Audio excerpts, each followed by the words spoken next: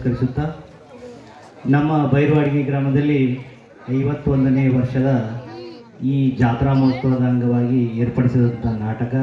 ನೀವೆಲ್ಲರೂ ನಾಟಕ ನೋಡ್ಲಾಕ ಗೊತ್ತೀರಿ, ಹೊರತಾಗಿ ನಮ್ಮ ಮಾತು ಕೇಳಕ್ಕೆ ಗೊತ್ತಿಲ್ಲ ಅಂತ ನನಗೆ ಅನಿಸ್ಲಾಗ್ತದೆ. ಯಾಕಂದ್ರೆ ನಾವು ಹೆಚ್ಚಿಗೆ ಮಾತಾಡ್ದೆ ಅಂದ್ರೆ ನಮ್ಗೆ ಬೈತೀರಿ ನೀವು. ಯಾಕಂದ್ರೆ ನೀವು ಬಂದಿದ್ದು ನಾಟಕ ನೋಡಕ್ಕೆ, ನಾವು ಮಾತಾಡ್ದೇವು ಅಂದ್ರೆ ನಿಮ್ಗೆ ತ್ರಾಸ ಆಗ್ತದೆ. ಅದ್ರ ಸಂಬಂಧ ನಮ್ಮ ಬೈರವಾಡಿಗೆ ಅನ್ನೋದೇನು ಭಾವೈಕ್ಯತೆ ಊರೈತಿ. ಹಿಂದೂ ಯಾವುದೇ ಜಾತಿ ಅನ್ನೋದೇ ನಾವೆಲ್ಲರೂ ಎಲ್ಲ ಮೊದಲಿಂದ, ಯಾಕಂದ್ರೆ ನಾವು ಹುಟ್ಟಿ ಇಲ್ಲೇ ಬೆಳೆದೇವೆ. ನಾವು ಇಲ್ಲಿ ಬಂದು ಎಲ್ಲ ಒಂದನೇತೆಯಲ್ಲಿ ಪೂರ ಪ್ರೈಮರಿ ಎಜುಕೇಷನ್ ಮುಗಿಸಿ ನಾವು ವಕೀಲರಾಗಿ ಬಿಜಾಪುರದಾಗ ಇದ್ದೇವೆ ಅಷ್ಟೇ ಖರೆ. ಆದ್ರೆ ನಮ್ಮ ಊರಾಗ ಏನೈತಪ್ಪ ಅಂದ್ರೆ ನಾ ಬಿಜಾಪುರದಾಗ 38 ವರ್ಷ ಇದೀನಿ, ಬೈರೋಡಿಗೆ 18 ವರ್ಷ ಇದೀನಿ. ಅಂದ್ರೆ ಅಲ್ಲಿ ಭಾವೈಕ್ಯತೆ ಇಲ್ಲ, ಬೈರೋಡಿಗೆ ಭಾವೈಕ್ಯತೆ ಐತೆ ಅಂತ ಹೇಳಿ ನಾನು ಹೇಳ್ತೀನಿ. ಯಾಕಂದ್ರೆ ಇಲ್ಲಿ ಯಾವುದೇ ಜಾತಿ ಧರ್ಮದವ್ರು ನಾವು ಬಿಜಾಪುರದಿಂದ ಇಲ್ಲಿ ಬಂದೇವು ಅಂದ್ರೆ ಯಾಕಪ್ಪ ಹಳೆ ಆರಾಮದಿ, ಯಾಕಪ್ಪ ಮಗ ಆರಾಮದಿ, ಯಾಕಪ್ಪ ತಮ್ಮ ಆರಾಮದಿ ಅಂತ ಕೇಳ್ತೀರಿ. ಇಷ್ಟು ಸಂತೋಷ ಬಿಜಾಪುರದಾಗ ಇಲ್ಲ ಅಂತ ನಾ ಹೇಳ್ಬೋದು.